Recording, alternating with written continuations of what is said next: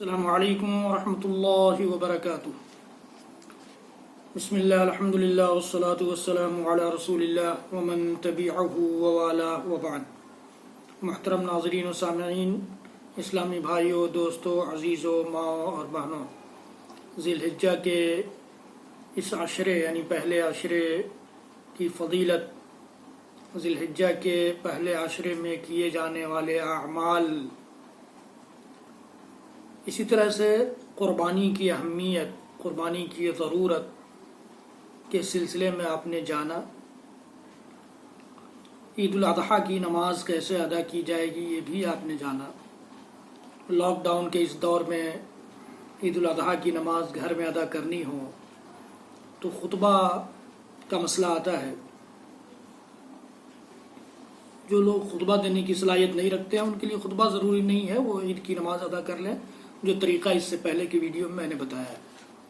لیکن اگر خطبہ کوئی دینے والا ہو، چاہے 10 منٹ کا ہو، 5 منٹ کا ہو، تو دیا جائے خطبہ۔ اللہ کے نبی صلی اللہ علیہ وسلم کی سنت مطہرہ ہے یہ۔ خطبہ کے لیے بہت لمبی چوڑی تقریر کی ضرورت نہیں ہے۔ خطبہ کا مطلب ہوتا ہے نصیحت۔ آپ نصیحت چند آیتوں کے ذریعے کر سکتے ہیں۔ اللہ کی حمد اور تعریف کیجیے، ایک آیت دو آیت کے ذریعے الحمدللہ رب العالمین الرحمن الرحیم مالک یوم الدین، صرف الحمدللہ رب العالمین بھی کافی ہے۔ پھر نبی اکرم صلی اللہ علیہ وسلم پر درود بھیجیے، یا تو اللہم صلی علی محمد وعلی آل محمد پورا درود پڑھ لیجیے، یا والصلاۃ والسلام علی رسولہ الکریم، اتنا کہہ سکتے ہیں۔ اور پھر اس کے بعد سب سے آسان طریقہ تو یہی ہے کہ جو قربانی کی دعا میں جو چند آیتیں پڑھی جاتی ہیں، جو حسن سند سے مروی ہے، ان دعاؤں پر بھی اگر اختصار کر لیا جائے، ان دعاؤں کو بھی لوگوں کے سامنے رکھ دیا جائے، جو چند لوگ ہمارے سامنے ہیں، جن کا مطلب اور جن کا مقصد قربانی میں یا قربانی کے علاوہ دیگر اعمال میں خلوص و للہیت پیدا کرنے کا ہے۔ چنانچہ پہلی آیت جو پڑھی جاتی ہے قربانی کی دعا میں، سورہ انعام کی وہ آیت نمبر 79 انی وجہت وجہی للذی فطر السماوات والارض حنیفا وما انا من المشرکین، میں اپنا رخ اس کی طرف کرتا ہوں جس نے آسمانوں اور زمینوں کو پیدا کیا ہے، یکسو ہو کر، ساری چیزوں سے کٹ چھٹ کر کے، ساری دنیاوی مشغولیتوں سے کٹ چھٹ کر کے، اور سارے تعلقات کو بالائے طاق رکھ کر کے اس رب کی جانب اپنی توجہ کرتا ہوں، اپنا رخ کرتا ہوں، اپنے خیال کو مرکوز کرتا ہوں، سینٹرلائز کرتا ہوں، جو آسمانوں کا پیدا کرنے والا ہے، جس نے زمین کو پیدا کیا ہے، اور میں شرک کرنے والوں میں سے نہیں ہوں۔ وما انا من المشرکین، میں شرک کرنے والوں میں سے نہیں ہوں۔ یہ پہلی آیت ہے جس سے پتہ چلتا ہے کہ انسان اپنی قربانی جو پیش کرنے جا رہا ہے، اس کو پیش کرتے ہوئے بھی اپنا سینٹر، اپنا مرکز اس اللہ رب العالمین کو بنا لے، اپنے دل و دماغ اور اپنے خیال میں اس رب کو اتار لے جو آسمان و زمین کا پیدا کرنے والے ہیں، اور ساری چیزوں سے اپنے آپ کو منقطع کر لے اس وقت کے لیے۔ بڑی اہم آیت ہے یہ، اور قربانی کی دعا کی پہلی آیت ہے۔ اسی طرح اس کے بعد ہم پڑھتے ہیں ان صلاتی و نسکی و محیای و مماتی للہ رب العالمین لا شریک لہ وبذالک امرت وانا من المسلمین پڑھتے ہیں۔ تو یہ سورہ انعام کی یہ بھی آیتیں ہیں، دو آیتیں ہیں۔ سورہ انعام کی آیت نمبر 42 ہے اور 43 ہے، 42 اور 162 اور 163، 162 اور 163، 162 اور 163، جس میں بندہ یہ کہتا ہے کہ یقیناً میری نماز، میری قربانی، میری ساری عبادتیں، میرا جینا، میرا مرنا، سب اس اللہ رب العالمین کے لیے خالص ہے جو سارے جہان کا مالک ہے، اس کا کوئی شریک نہیں ہے، اور مجھ کو اسی کا حکم ہوا ہے کہ میں سب ماننے والوں میں سے ہو جاؤں، میں اپنے آپ کو سپرد اللہ کے سپرد کرنے والوں میں سے ہو جاؤں، مسلمین اللہ کے حوالے کرنے والوں میں سے ہو جاؤں۔ تو یہاں دیکھیے بندہ اپنی ساری عبادتوں کو، اپنی نماز کو بھی، اپنی قربانی کو بھی، اپنے جینے اور مرنے تک کو بھی اس اللہ رب العالمین کے حوالے کر رہا ہے، جس کا کوئی پارٹنر نہیں ہے، جس کا کوئی شریک نہیں ہے، اور وہ تنے تنہا سارے جہانوں کا رب ہے۔ اسی کا حکم بھی ہے بندے کو اسی کا حکم ہے، بندے سے یہی ڈیمانڈ ہے، یہی مطلوب ہے۔ تو ان دونوں آیتوں میں بھی خلوص للہیت کی دعوت ہے۔ جب ہم قربانی پیش کرنے جائیں اور یہ دعا پڑھنے لگے تو ہم اس دعا کے معانی، اس دعا کا مطلب، مقصد بھی ہمارے ذہن میں رہے کہ میں اپنا رخ اس رب کی طرف کرنے جا رہا ہوں، ساری چیزوں سے ہٹ کر، جو آسمان کو پیدا کرنے والا ہے، زمین کو پیدا کرنے والا ہے، میں اس کے ساتھ کسی کو شریک نہیں کر سکتا۔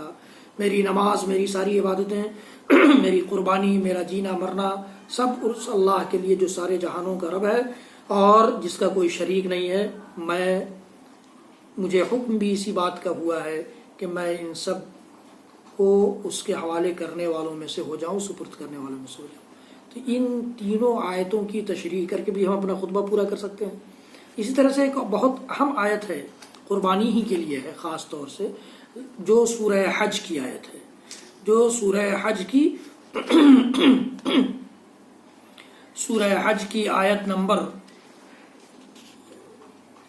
38 ہے۔ سورہ حج کی آیت نمبر، ایک منٹ میں بتاتا ہوں آپ کو، سورہ حج کی آیت نمبر 37 ہے، 37 ہے۔ لن ینال اللہ لحومها، سورہ حج جو 17ویں پارے کی صورت ہے، لن ینال اللہ لحومها ولا دماؤها ولکن ینالہ التقوی منکم۔ دیکھیے اس آیت کے معانی پر غور کریں گے تو آپ کو یقینی طور پر لگے گا کہ یہ قربانی ہی کے لیے نازل ہوئی ہے۔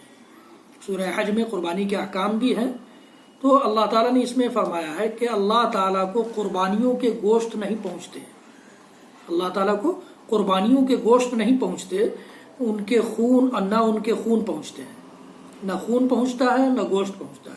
دیکھتے ہیں ہم، خون تو ہم بہا دیتے ہیں زمین پر، اور گوشت کھا جاتے ہیں، کھلا دیتے ہیں، بانٹ دیتے ہیں، اور اللہ تعالیٰ کو تمہارے دل کی پرہیزگاری پہنچتی ہے۔ اسی کا نام خلوص للہیت ہے۔ دل کی کیا حالت ہے، دل کی کیا کیفیت ہے؟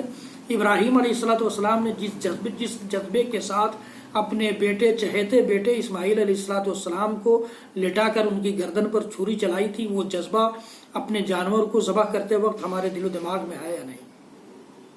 وَلَٰكِن يَنَالُهُ التَّقْوَىٰ مِنكُمْ۔